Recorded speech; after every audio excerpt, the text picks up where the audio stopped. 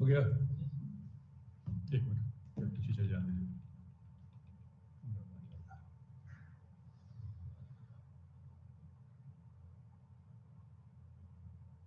Start करें। So, good afternoon once again, and welcome back to the class of consumer behavior. If you people remember, yesterday we spoke about the subject consumer behavior. We understood the difference between the consumer and customer. We talk about AIO. We also spoke about VALS, value, lifestyle. We spoke about attitude, interest, and opinions. Now today we are going to start block 2, which is, the name is individual influence on buying behavior, which is on your screen. And in unit 4, we'll speak about perception. Now this is how the things should be. When we finish up this unit, we'll be able to understand different categories of perception, what perception holds importance for a marketeer. And this is the structure. We'll start with the introduction and we'll end with summary. So starting with, let's begin. What exactly is a perception? Perception is simple, what you perceive. If you see a thing, you make your opinion.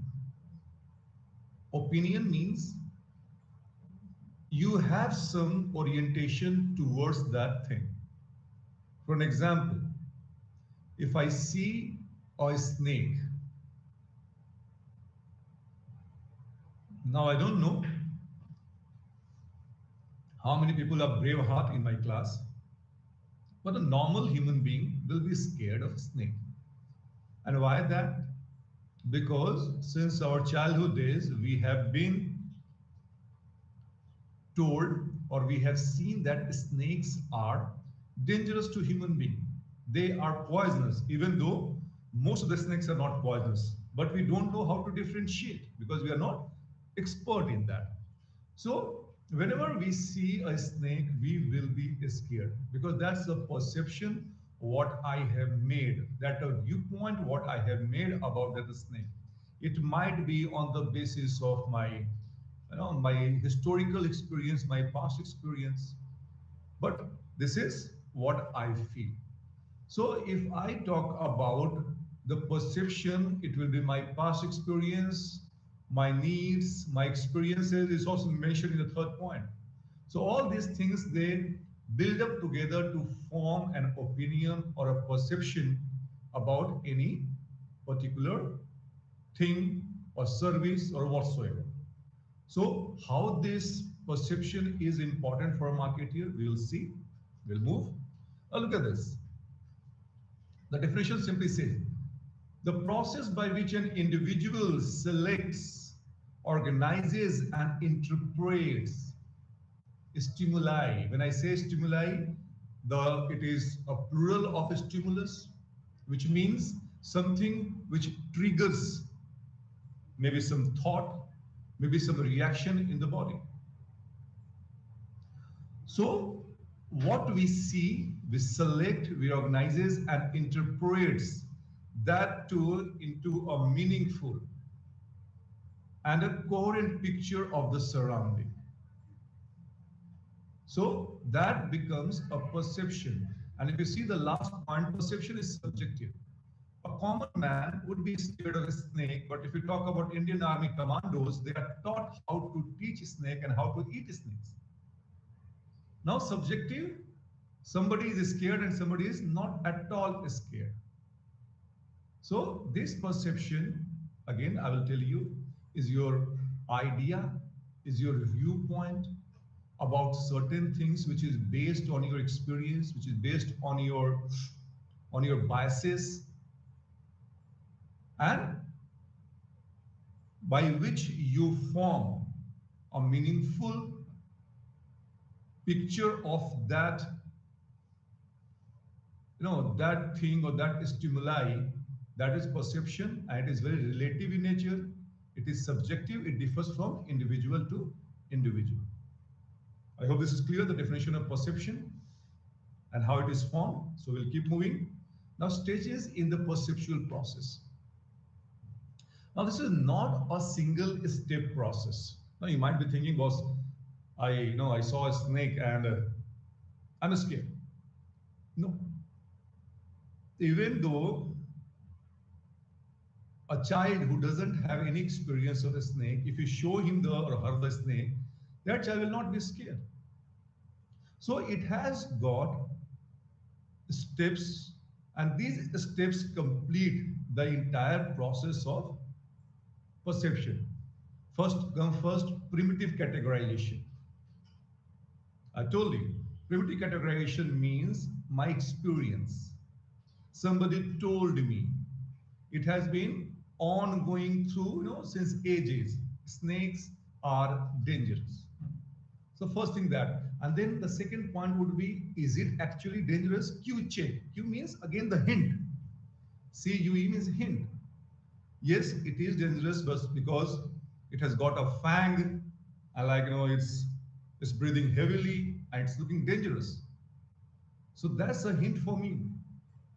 Confirmation check, yes. If somebody goes over there or if somebody has gone over there, the snake has bitten and the person has died. Again, the confirmation completion. So I was just scared of a snake because of my past experience. I got the hint because the snake is aggressive and looking angry. I have heard or I have seen snake biting people and people dying. So these four steps complete my entire perception, which is known as the perceptual process. So you look around, okay? Now there's a winter in, from a marketing perspective. Okay, here we talk. Let's talk about uh, a brand, let's say Harley Davidson. Okay, the Harley Davidson is a motorbike from USA, United States of America, and it has got a cult following. Cult means, it has got its own culture. People who are part of that. First of all, if you want to be part of that, you have to have a Harley Davidson. Then you need to have accessories of Harley Davidson. Okay, so somebody has told that people who ride Harley Davidson, they are adventurous, they are self-independent, they are more into extrovert things. So somebody has told me. So even I would like to buy one.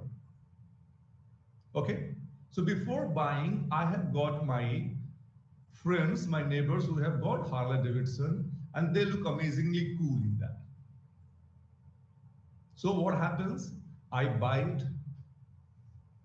And when I buy it, I start riding it and I see the people's difference as far as I am concerned. They are more respectful towards me. I have become more outspoken because of whatever reason.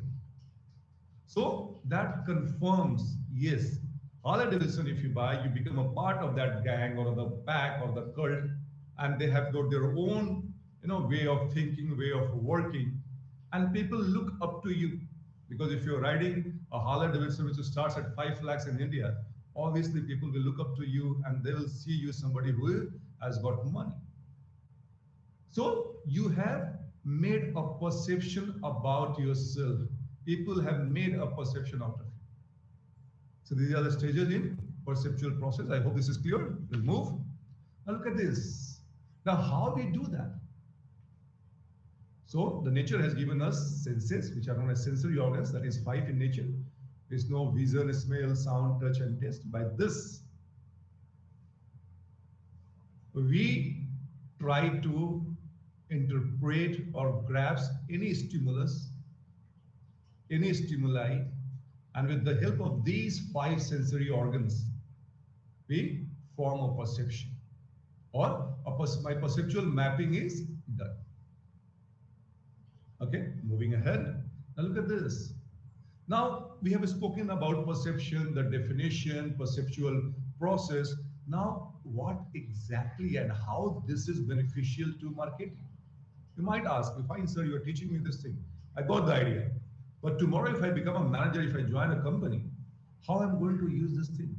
So this perception is used mostly in terms of marketing communication.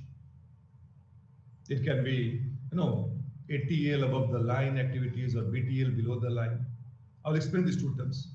What exactly is ATL and BTL? So there are certain thresholds.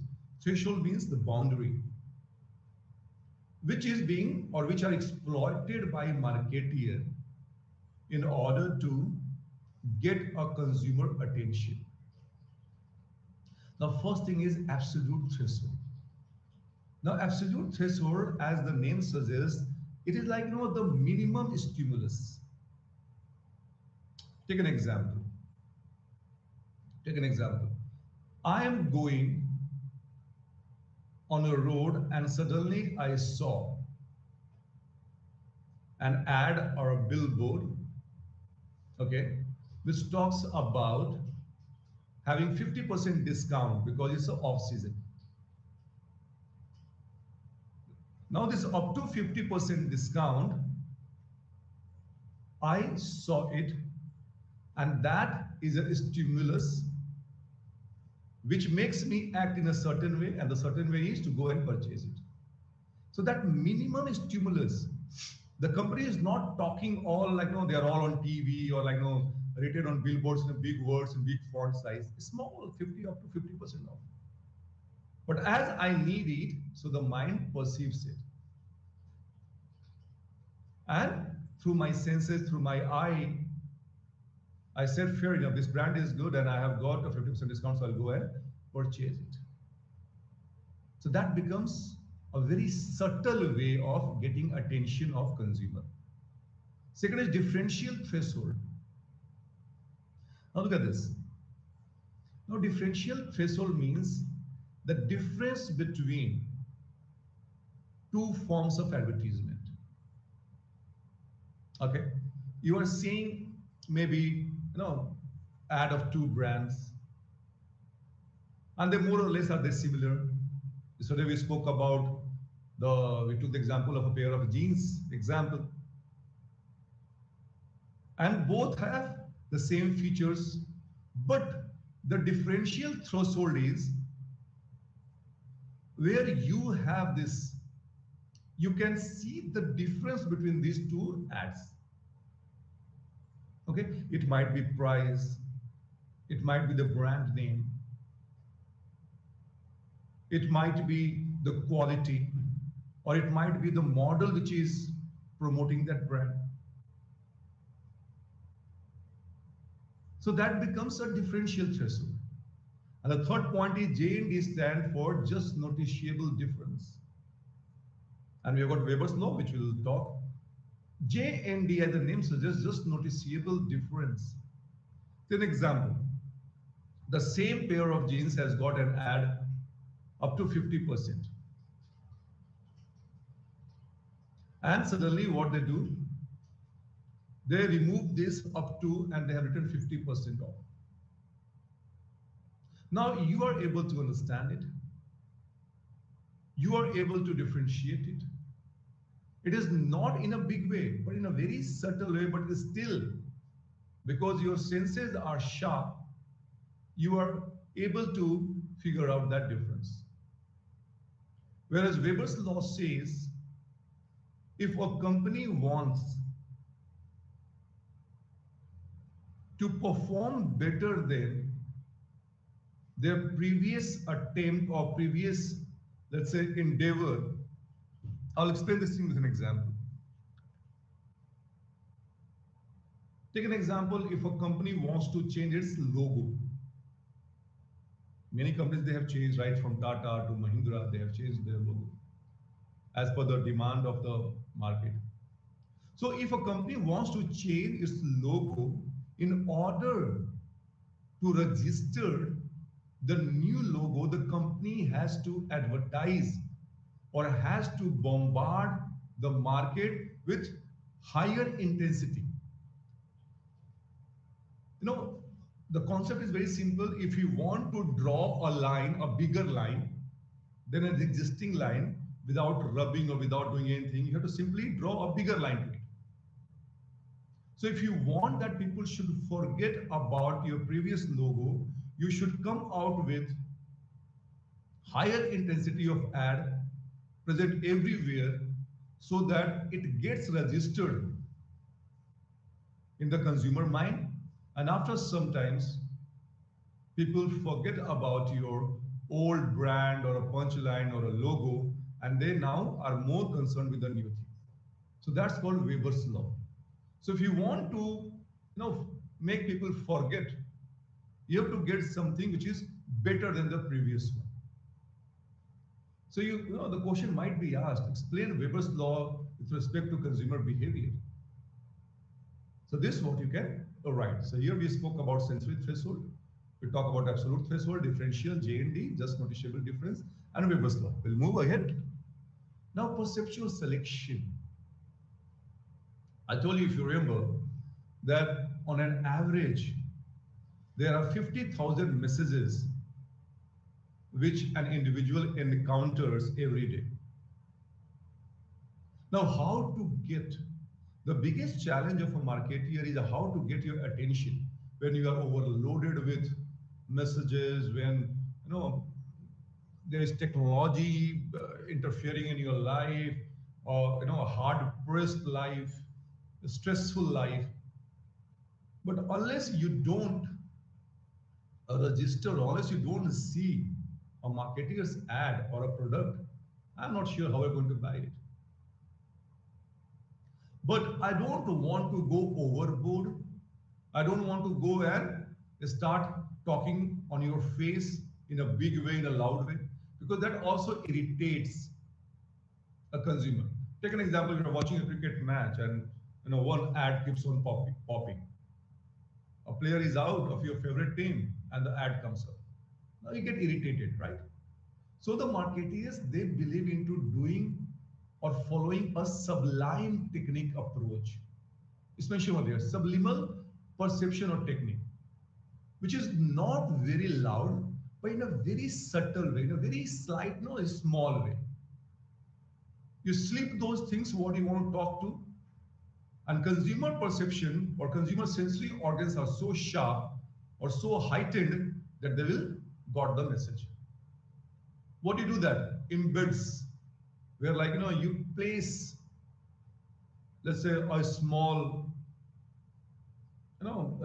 picture of something in an ad. Maybe an altering message, a small messages. I remember I was reading through a book where I came across that in America or even in India, there's a lot of cases of shoplifting. Shoplifting, when you go in the market and you pick something without paying. Now, when they play their ad by announcing something, let's say about discount or whatever, now they have got these messages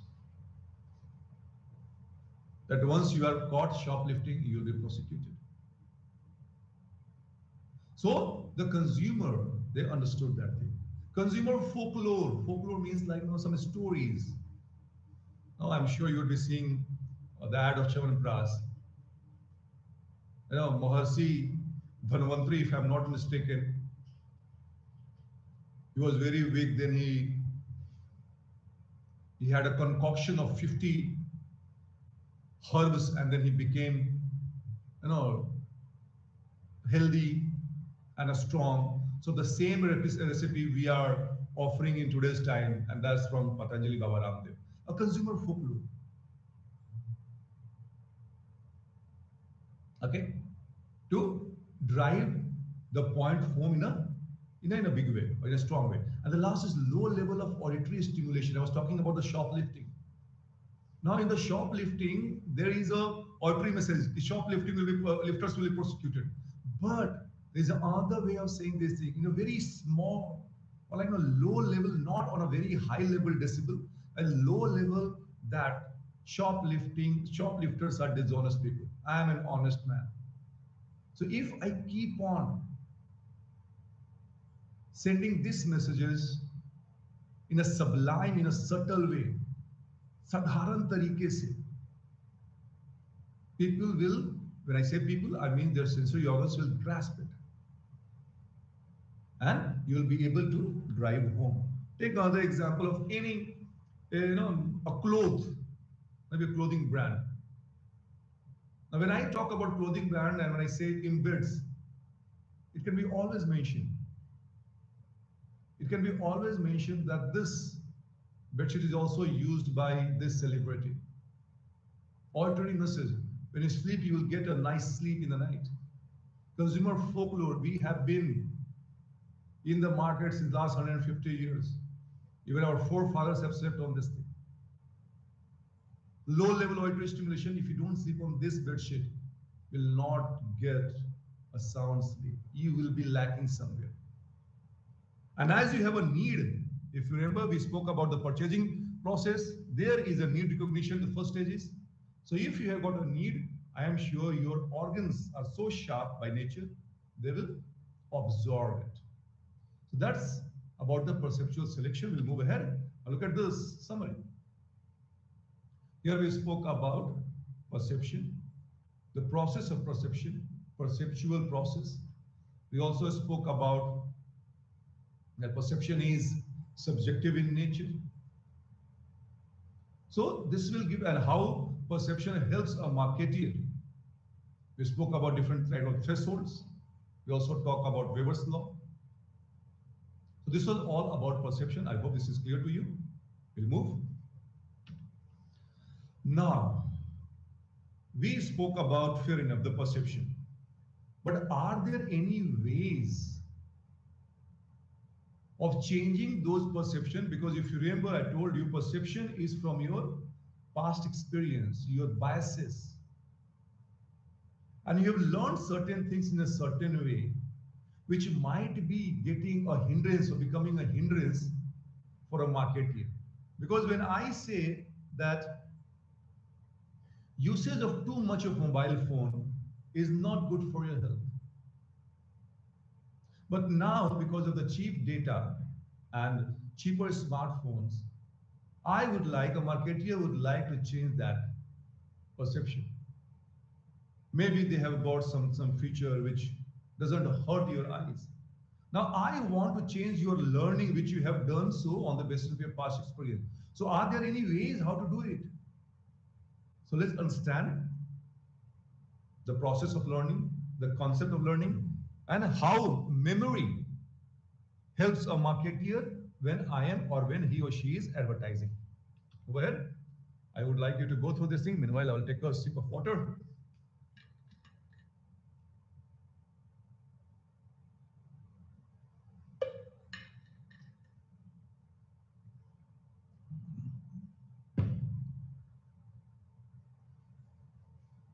You know what is learning? Learning is something which is consistent in nature, in whatever circumstances may be, and a new experience. And that differentiates us from the animals. I will give you a proper definition of learning. Look at this. Learning is a process. Learning is a process. Learning is a process in which your behaviors. Look, I have told you on the basis of your past experience, you have learned something. For example, a snake is dangerous. But if I want to change that learning, no, snakes are human friendly. So I need to make you forget that learning and to relearn the new thing. So learning is a process where your behavior is changed and that changed behavior becomes consistent in nature. That is your learning. 2 plus 2 is 4. Now I have learned that thing. But mathematics is an absolute science. So it cannot say 2 plus 2 will be 3. It is an ongoing process. Well, let's take an example of a snake again. In your childhood days, you said snakes are dangerous. But by chance, you become, let's say, a forest officer. Now you tend to learn to love animals. Now become friendly with the snakes. You know that they will not attack you unless you are hostile to them. So what happens? I told you, learning means is changing the behavior by different sort of experiences, and that change, if it is consistent in every spheres of your life or permanent, that becomes a learning. I've got example like a stimulus such as product logo or Mool and response test of India to complete series of cognitive activities, especially in the last point. So whenever I talk about, let's say, Amul, I can always think of that logo of that cute girl and the punchline test of India. Because this is what I have seen, what my organs have perceived. So again, learning change in behavior, which must be consistent in nature. That is the learning. Now, there are different theories of learning. When I say theories, it means there have been management thinkers which have spoken about this process of learning. Because unless you don't understand the process, you won't be able to change it. So what is the first thing is classical conditioning is very important. You know, I remember a Russian scientist, he performing an example, an experiment, where like now he has got his dog. If I'm not mistaken, the name of the scientist was Pavlov, human scientist. So what he did, like, at a particular time, he rang a bell and he offered some food to his dog. He continued this for a few days, and whenever he rang the bell, the dog came running, and Pavlov used to give him some food. After some day, what he said, he did not give the food, but he simply rang the bell. The dog mind was so conditioned, was so, accustomed to getting food, that the moment it heard the bell, the dog started salivating. So that becomes an example of classical conditioning. Okay, and now this conditioning is done by three things, by three process. Repetition, I told you. You continue. For an example, if somebody has got, let's say, problem in getting up early in the morning, okay, especially in winter in North India. Now, you want to change your habit, you want to get up at 6 o'clock, but all the time you're getting at 9 o'clock. Usually it happens with me. But if I have to do this, change this, my learning, my habit, I have to repeat this process of getting up at 6 o'clock. Okay? And experience says that if you continue to repeat this process of getting 6 o'clock for 21 days, it gets ingrained in your system. And then from 22nd day, you'll be start getting up at 6 o'clock. Stimulus generalization and stimulus discrimination. I should be putting an alarm if I want to get up, because that would be a triggering point for me.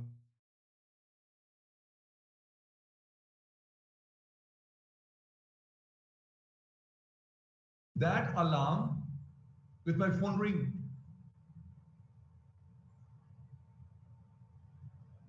So when Pavlov was ringing the bell, the dog would come running and start salivating. That was a stimulus, the general stimulus. But if Pavlov would have stopped the bell and, let's say, started singing, I'm sure the dog would not have come and started salivating.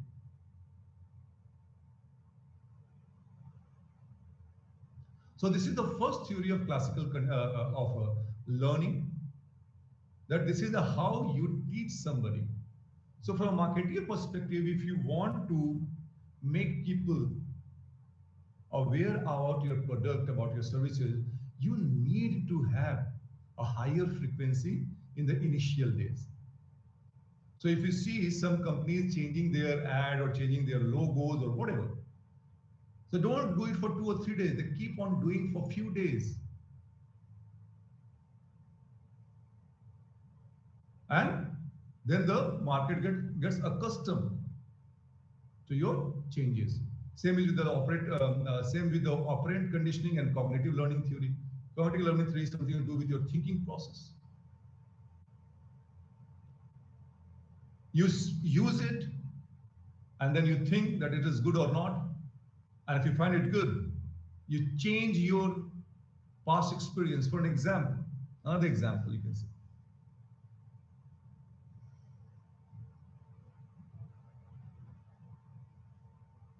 There can be some product which might not be good for you.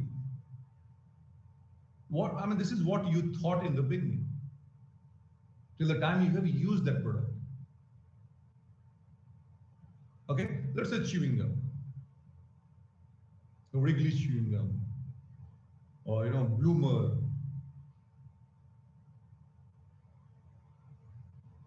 But new learnings or new experiences has said that if you want to relax and if you want a strong jawline or a healthy teeth, then chewing gum is a good habit. Now, till the time I was not chewing the gum, I was of this experience or this viewpoint or this perception. My learning was that's not good because it gives you, gas. It gives you. It's not good. It's too sugary. But once I started using it, now there are chewing gums which are completely sugar-free also. So then I realized, no, it's not bad. So this you see and you learn by your own experience, by doing it. So that falls in cognitive learning theory. So these are three theories of learning. And the marketeer, as I said, the first thing first, the marketeer generally they follow this theories of learning if they have to change your past learning experience with the new ones. I'll move. Now look at this. Though it's it's easy to say to change the learning, but it is a bit complex. First of all, the issue of consciousness. Issue of consciousness means I am aware. I am aware that these things, or let's say smoking cigarette is bad or is unhealthy for you. But if some companies or some marketing comes up, you find we are not selling nicotine cigarette, but you might be selling something, let's say peppermint cigarette.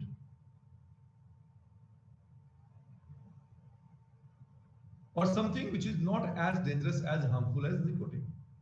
But still, because of my consciousness, because of my subconsciousness, I might not be very, very welcoming about that idea. It holds me back to try that cigarette. So there is this consciousness that is awareness,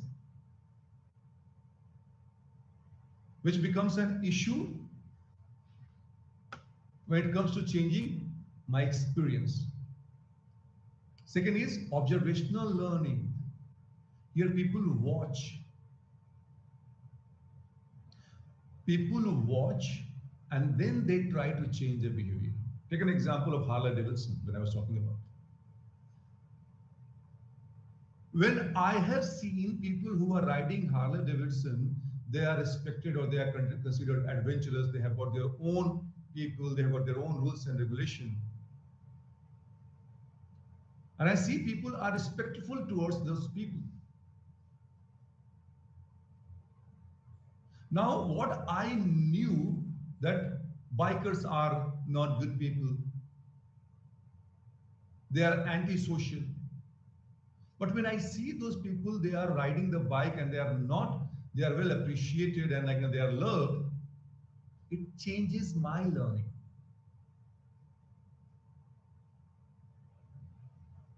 and it allows me to follow those people, or allows me to have a new learning which I have done through observation. But it becomes a bit difficult for a marketeer, because marketeer doesn't know that how you're going to change your learning, what you're going to do.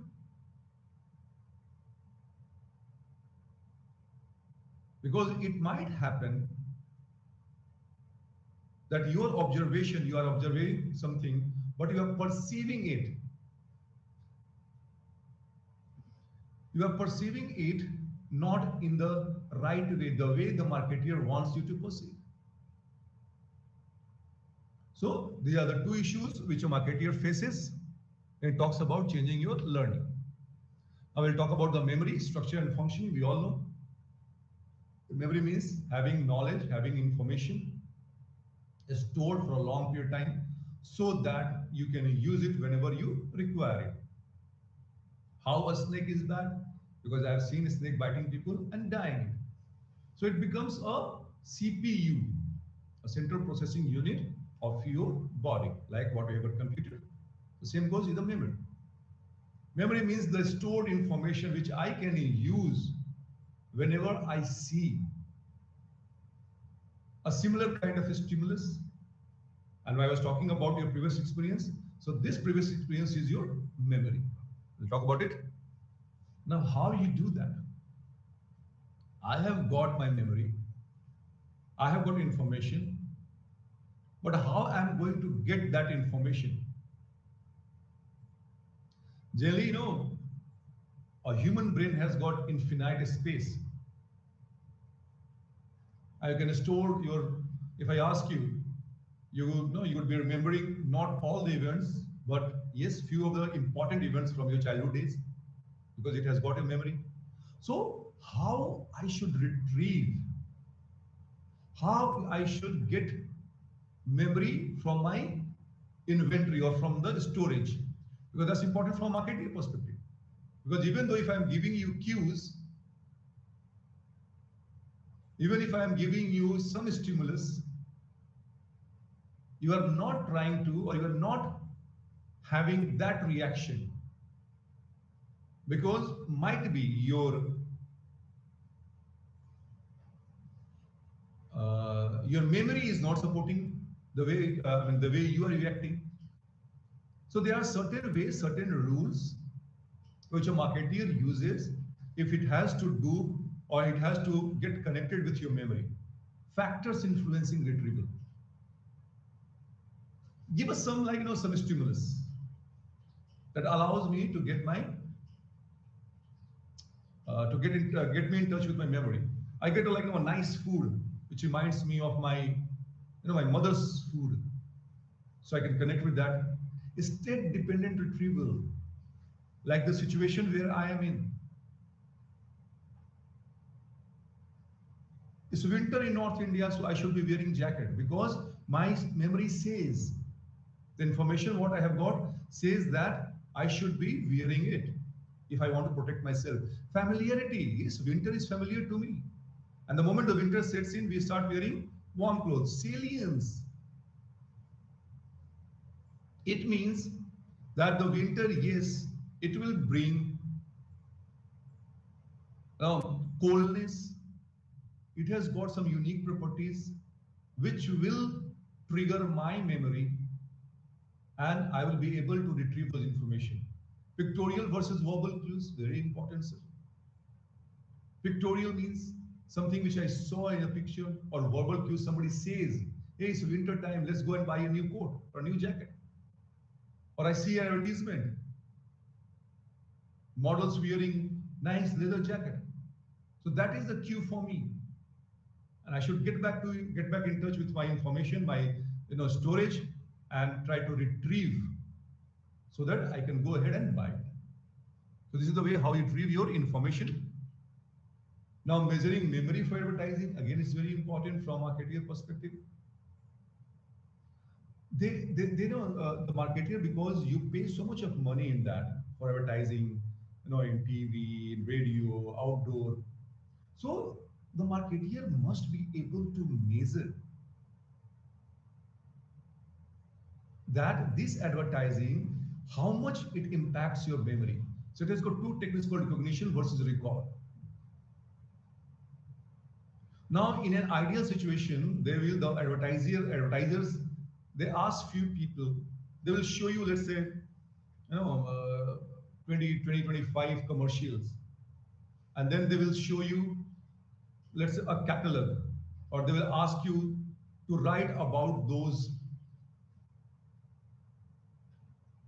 shown advertisements. So there they are going to test you that are you able to recognize it or you are able to recall? Because then they will understand that my ad is making an impact or is getting registered in the mind of the consumer. Because once it is registered, you will be able to recall it, recognize the product, and on a given day you are going to surely buy it. So this is what they do, may progress the memory measures. And what exactly is marketing application to this thing?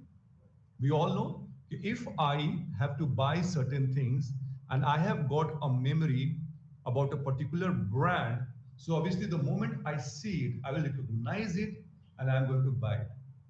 Because there are so many products, so many brands in the same category, it might happen that I might get confused. But as I have got memory, I have seen the ads, I would like to buy that thing. So that makes the job of the marketeer easier.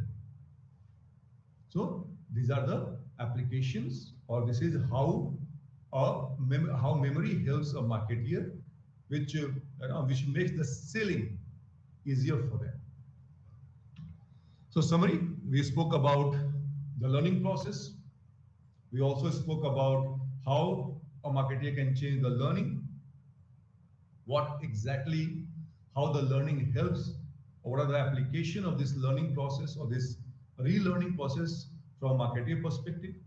So this we have done in unit number 5. Now moving ahead, we'll talk about unit number 6. Still we have got time. We'll talk about attitude and attitude change. I just like to go through this thing.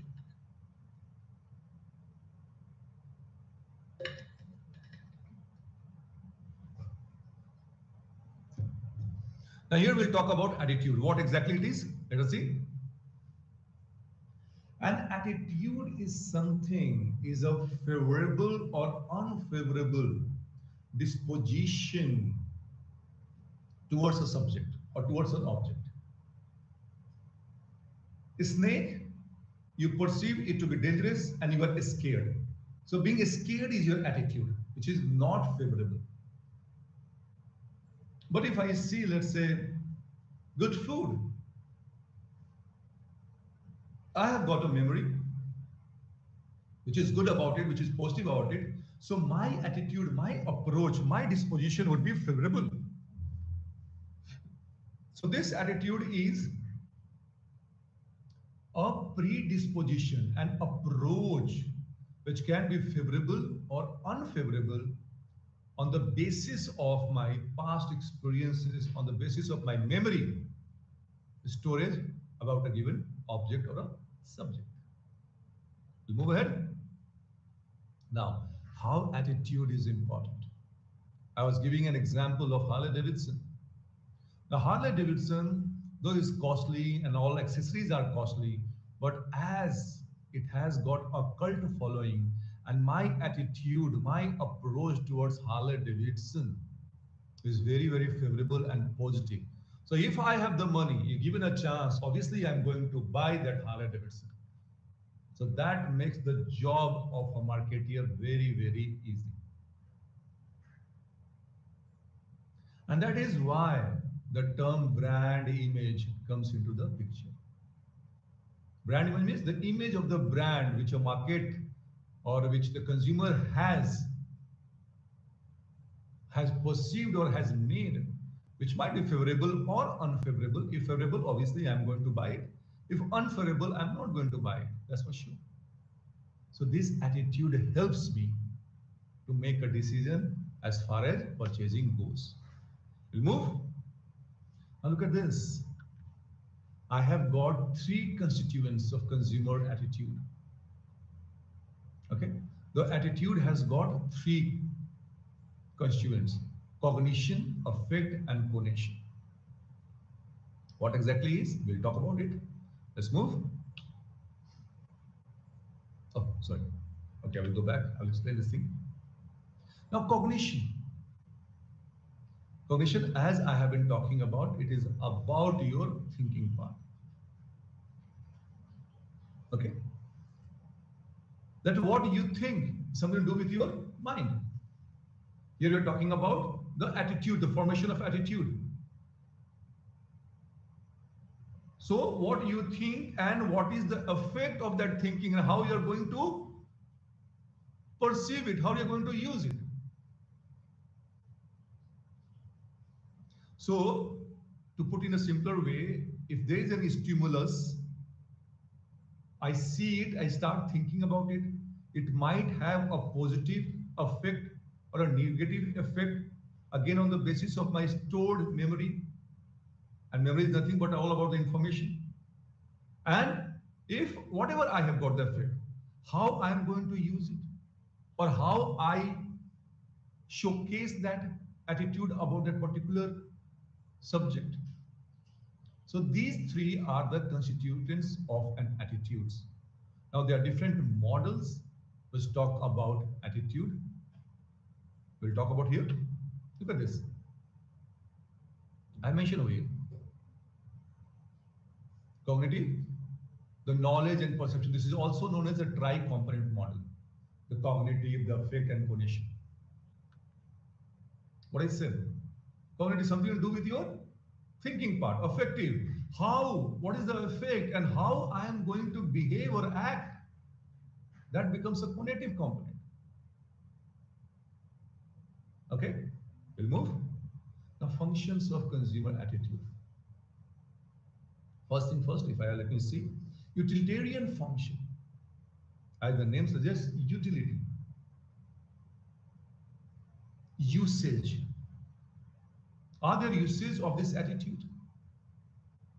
I have got a favorable attitude. Yes, it is good because I have used that product, I have used the brand, and it has got uses for me. Ego defensive function. It means I have to showcase, I have to talk about my status, I have to justify my ego. So I will go and purchase a higher, a costlier brand.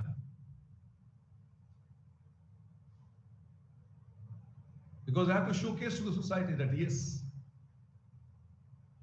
I have arrived and I have got such an expensive thing. Value expressive function. Third is, I should be, or I am not very, very extravagant, but I believe in economical way of living. So I should be buying those things. I have got my attitude. I should be having those things which has got value for the money. I will not buy a 5,000 jeans. I'll buy only a 1,000 rupee jeans. Because for me, the jeans serve the same purpose. The knowledge function, yes.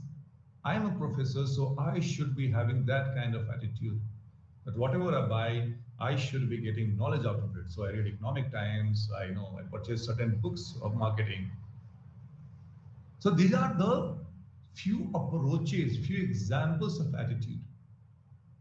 One is, if I have got the usage. Second, I have to showcase about my status. Third, it should be of value to my money. And third, if I have to express my knowledge. Okay, I'll move. I'll look at this.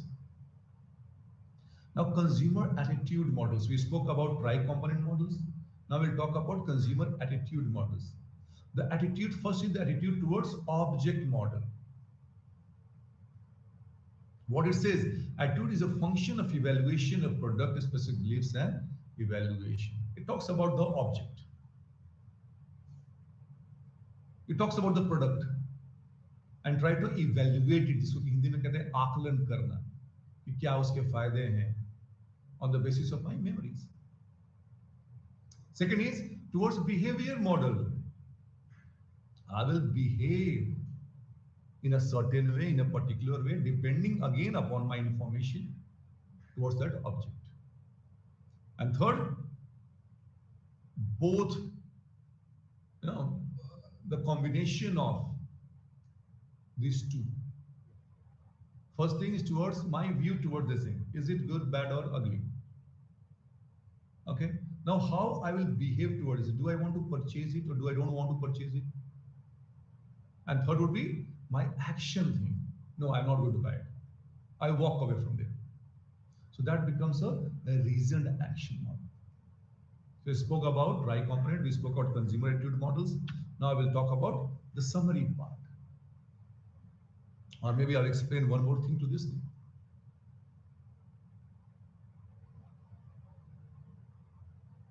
Take an example. I take a glass, take a water.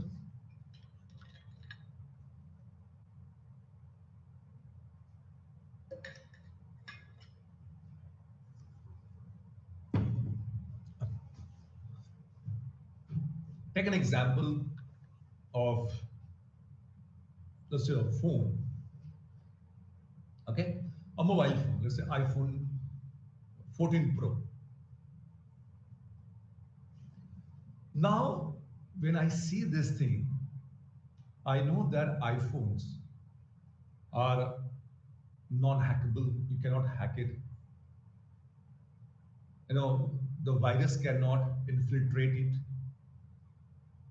So I have got a favorable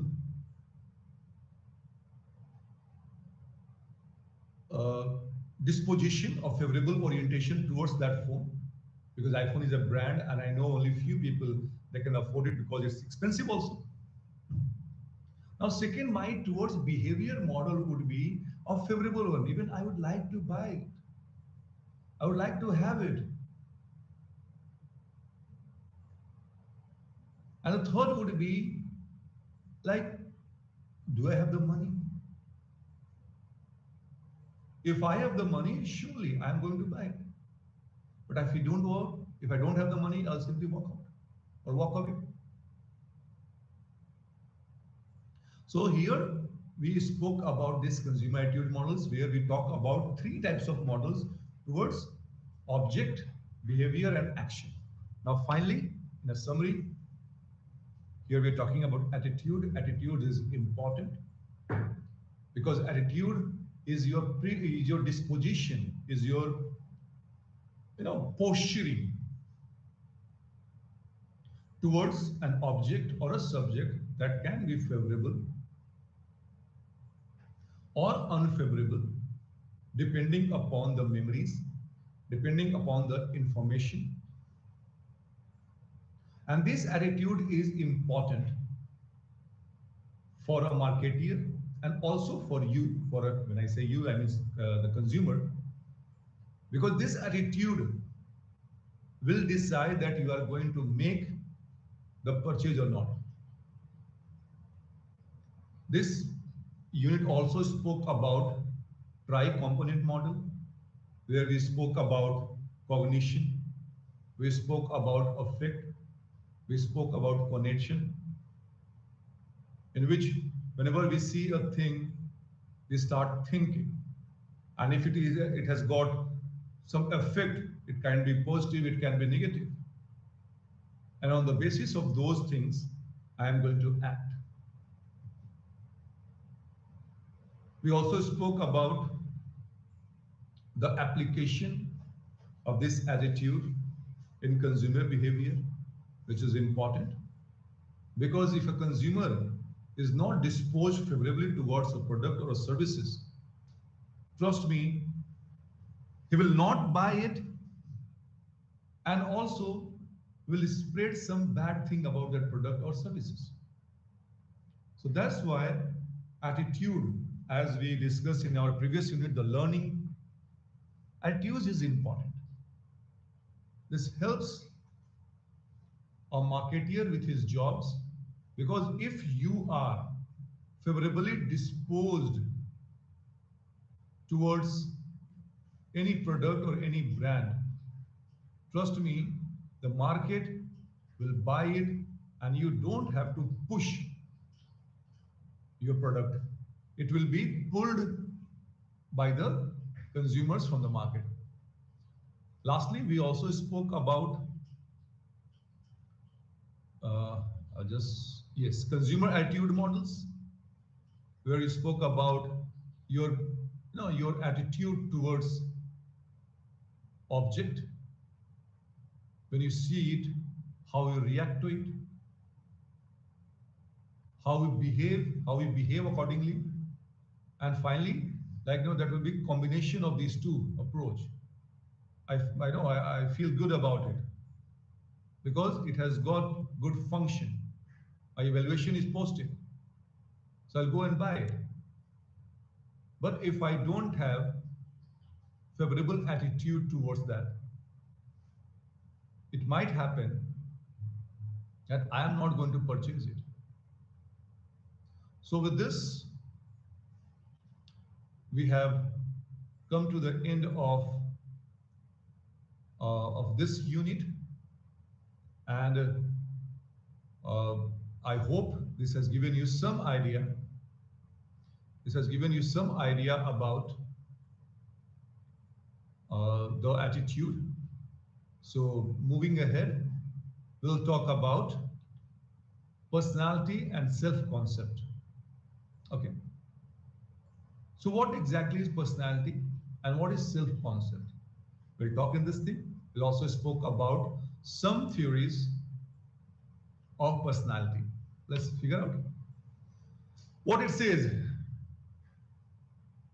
Personality and image, and has an appeal to their customers, or they are remodeling their personality and image to suit these images. We'll talk about in the next slide what exactly it is. Personality.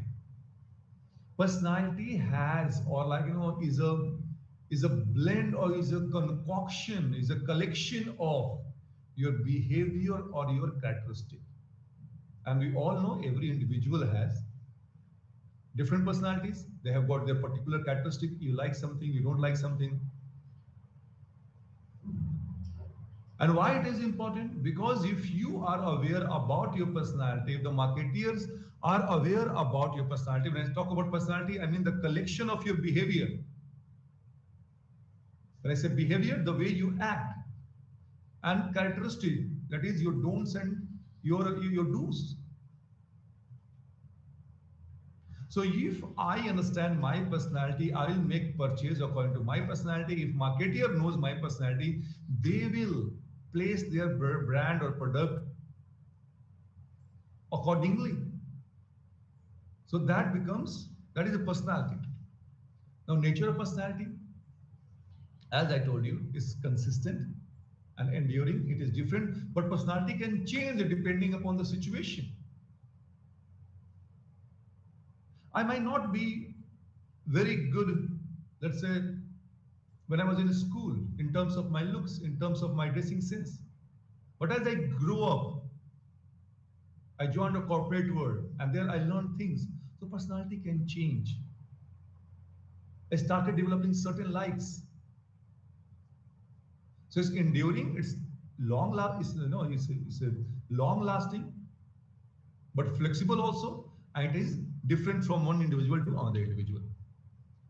Now look at this proper definition. It's a person's unique psychological makeup and how it consistently influences the way a person responds to his or her environment. It means that is a collection of your behavior and characteristics, and these behavior and characteristics, the way which you show when you encounter a stimulus or when you interact with your surrounding, that forms your personality. But there are some other thinkers who say that personality does not exist. They simply say it's a simple your behavior, and personality is flexible. They are changed. So when you change your behavior, you have got a different personality. When you have got certain set of behavior, it's a different personality. But still, as far as consumer behavior goes, we need to understand that personality is an important for a marketing perspective. Now we have got theories of personality. Now there are some authors which have spoken about it. but we'll continue this thing tomorrow, or not tomorrow exactly, on Monday. Thank you so much for being part of this class. Namaste.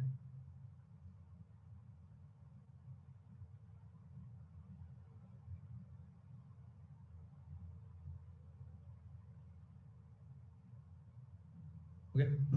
Thank you.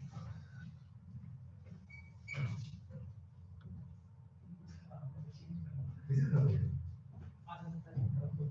Good.